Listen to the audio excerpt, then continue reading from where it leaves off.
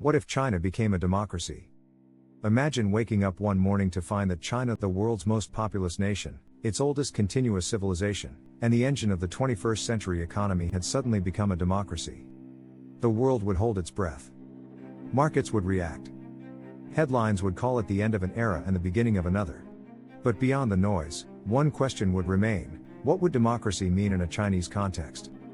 1. The weight of history. To understand that question, we must first remember what China is: not merely a state, but a civilization. For over 2,000 years, the Chinese worldview has been built on harmony, hierarchy, and continuity. From the Mandate of Heaven to the Communist Party, the central theme has always been order before freedom.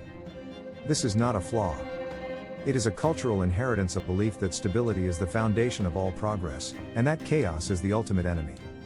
In such a world, democracy, with its noise, competition, and constant disagreement, is not just a new political system. It is a psychological revolution. 2. The meaning of democracy. Democracy is often mistaken for a set of institutions: elections, parliaments, free speech. But those are only its visible forms. At its core, democracy is a culture, a set of shared habits, tolerance of difference, trust in process, and faith that truth can emerge from debate rather than decree. These values did not appear overnight in the West. They were cultivated through centuries of religious conflict, philosophical doubt, and political compromise. To transplant democracy into China would not simply mean changing laws, it would mean reshaping how a civilization understands power, authority, and the individual. 3. What would change if China democratized? The first change would be emotional, not structural. People would speak freely, and realize how difficult true freedom is.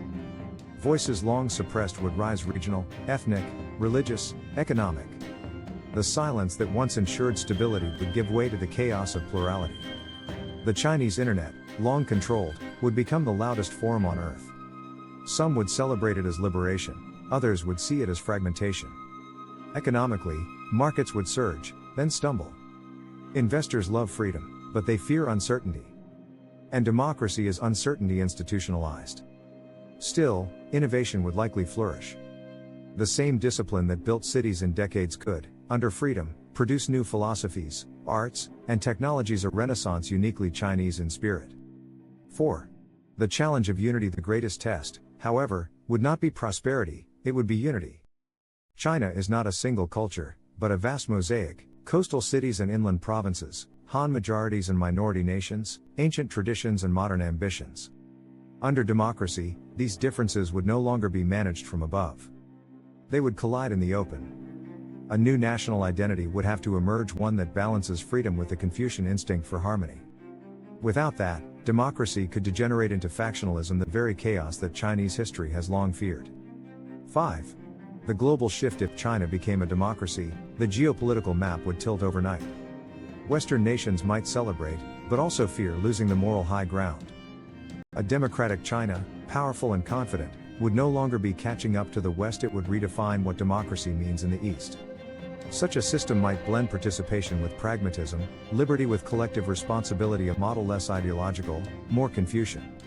It could challenge the Western assumption that freedom must always look the same. The 21st century could then witness not the end of history, but the diversification of it. 6.